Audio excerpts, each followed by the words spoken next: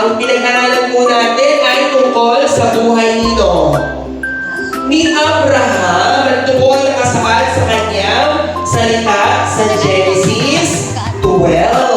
Bakit o sumunod agad siya? Yes! Sumunod po. Ano po? Sumunod. Sumunod agad siya at nag-impake ng kanyang mga gamit. Baka kung ikaw ba, may isang stranger na nagsabi sa'yo, uy, mag-impake na ng gamit mo. Pupunta ka dun. Sasama ka ba? No! Hindi po kasi obedience. Ano po tawag? Obedience! Sabi sa kalapit mo ng mahina, obedience. Obedience! Pakisabi sa kalapit mo yung medyo malakas, obedience. Obedience! Kung sinuwan, sabihin mo sa akin, obedience. Obedience! Obedience. Ano ba ito? Oh!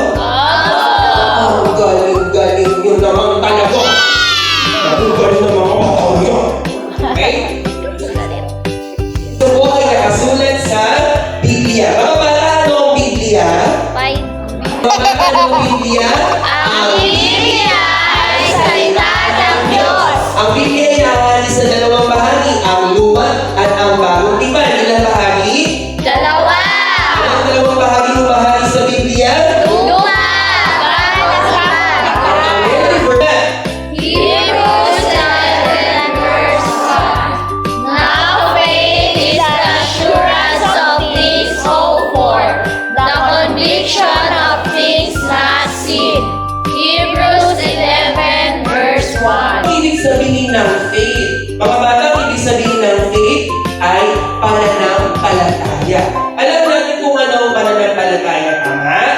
Si Abraham po ba ay may pananampalataya? Yes, kasi kahit hindi niya alam yung kanyang pupuntahan, nagtiwala siyang hindi siya mababayaan ng Diyos. Ulit, ang tawag po doon ay pananampalataya. Ano naman kaya yung assurance? Kasiguruhan. Very good! Susan. Go! Susan! Ang assurance ay kasiguruhan. Kasiguruhan ano? Na ang Diyos ay tutupad sa kanyang mga pangako. Ano nga ulit yung pangako ng Diyos kay Abraham?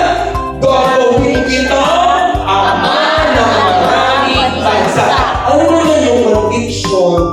Teacher Allen, ang hirap ng conviction. Hindi ko yes talaga eh. Hayaan niyong ikwento ko sa inyo ang kwento ng umbrella. Mga bata, magdadala ka ba ng payo? Kung hindi naman sinabi ng weather forecast na